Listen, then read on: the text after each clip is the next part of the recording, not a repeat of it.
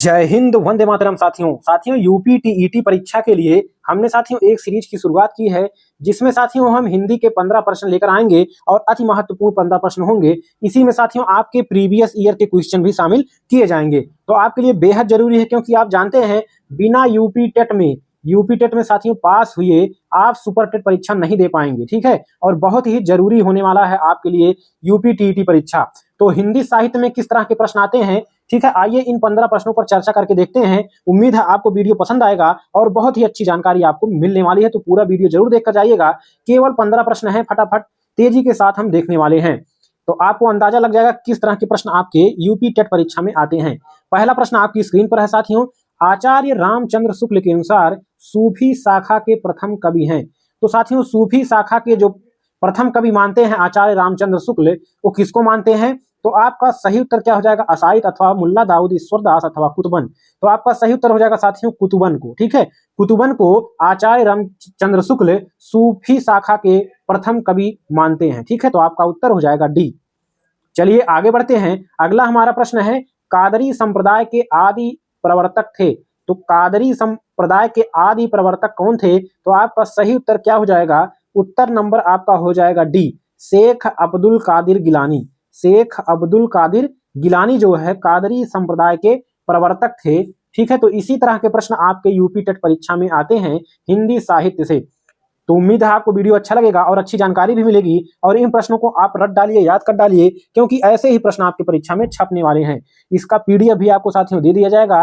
नीचे Telegram channel का link है, उसको ज्वाइन कर लीजिए। वहां पर हमने टेट, सी टेट और सुपर टेट के नोट्स भी डाल रखे हैं। आपको फ्री में बेहतरीन नोट्स भी मिलेंगे और प्रैक्टिस सेट भी आपको मिलेगा। साथ में जो आपको मैं स्क्रीन पर करा रहा हूँ ये क्वेश्चन भी आपको मिलेंगे। ठीक है, चैनल पर नए हैं तो सब्सक्राइब कर लीजिए बेहतरीन तैयारी के लिए, और अन्य वीडियोज के लिए प्लेलिस्ट में जरूर जाएं। अगला हमारा प्रश्न है, अनुराग बांसुरी के रचयिता कौन है? तो अनुराग बांसुरी के रचयिता साथियों कौन है?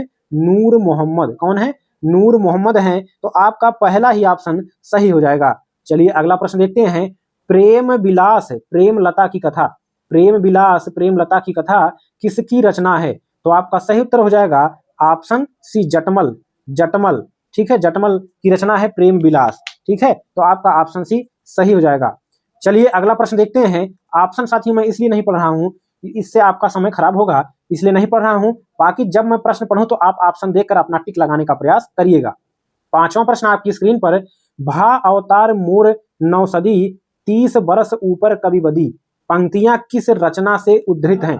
यानी किस रचना से ये पंक्तियां ली गई हैं? तो आपका सही उत्तर हो जाएगा ऑप्शन डी, आखिरी कलाम से। किससे? आखिरी कलाम से ये पंक्तियां ली गई हैं। कौन सी पंक्तियां हैं? भा अवतार मोर नौसदी 30 बरस ऊपर कवि बदी। ठीक है, तो आपका ऑप्शन सही जाएगा ऑप्शन डी। चलिए अगला प्रश्न देखते हैं। पद्मावत का रचना काल, ठीक है, पद्मावत का रचना काल, पद्मावत की रचना किसने की थी? मलिक मोहम्मद जायसी ने। और इसका साथियों सन क्या है, कब प्रकाशित हुआ था ये? तो आपका सही उत्तर हो जाएगा ऑप्शन ए, 1540 ईस्वी में पद्मावत जो है प्रकाशित हुआ था। चलिए अगला प्रश्न देखते हैं। अगला हमारा प्रश्न है, मलिक मोहम्मद जायसी के गुरु का नाम क्या था? मलिक मोहम्मद जायसी जो पद्मावत लिखे हैं, ठीक है, अभी हमने ऊपर चर्चा किया पद्मावत और 1540 ईस्वी में। ठीक है, तो साथियों इसके मलिक मोहम्मद जायसी के गुरु का नाम क्या था? तो आपका सही उत्तर हो जाएगा ऑप्शन बी, शेख मोहिदी। शेख मोहिदी जो है मलिक मोहम्मद जायसी के गुरु थे। ऑप्शन बी आपका सही हो जाएगा, याद कर लीजिए। अगला हमारा प्रश्न है स्क्रीन पर, पद्मावत महाकाव्य में 12 मासी की शुरुआत किस महीने से होती है? तो 12 मासी की शुरुआत किस महीने से होती है पद्मावत में? तो आपका सही उत्तर हो जाएगा आषाढ़ से। ठीक है, आषाढ़ से, ऑप्शन बी आपका सही हो जाएगा। पद्मावत में जो 12 मासी महीने होते हैं उसकी शुरुआत आषाढ़ महीने से किया जाता है। ठीक है, चलिए साथियों अगले प्रश्न की तरफ बढ़ते हैं। अभी वीडियो लाइक नहीं किया तो लाइक कर दीजिए, ऐसी ही बेहतरीन वीडियोज के लिए चैनल को सब्सक्राइब करना ना भूलिएगा। अगला हमारा प्रश्न है, कुछ शब्द ऐसे हैं जिनका प्रयोग जायसी और तुलसी को छोड़कर और किसी कवि ने नहीं किया है, यह कथन है।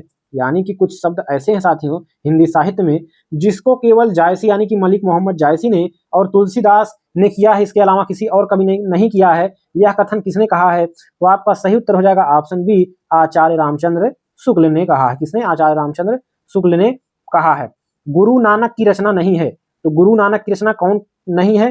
तो पहला ऑप्शन है आपका रहीरास। ठीक है, तो रहीरास आपका गुरु नानक की रचना है। जपू जी ये भी आपका गुरु नानक का है, और आशा दीवार, ठीक है, आशा दीवार ये भी गुरु नानक का है। ये साथियों ज्ञान समुद्र जो है ये गुरु नानक का नहीं है, किसका है नीचे जरूर कमेंट करिएगा आप। चलिए अगला प्रश्न देखते हैं। अगला हमारा प्रश्न है संत कवियों में सबसे ज्यादा पढ़े लिखे थे। तो संत कवि जो थे साथियों उन कवियों में सबसे ज्यादा पढ़े लिखे कौन थे? तो आपका हो जाएगा सुंदरदास। कौन? सुंदरदास जो है संत कवियों में सबसे ज्यादा पढ़े लिखे थे। अगला हमारा प्रश्न है रैदास के गुरु ग्रंथ साहिब में कितने पद संकलित है?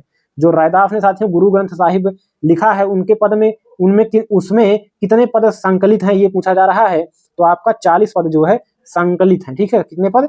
40 पद संकलित है। हमारा प्रश्न देखिए साथियों, कबीर की रचना नहीं है। तो कबीर की रचना कौन नहीं है चारों में से?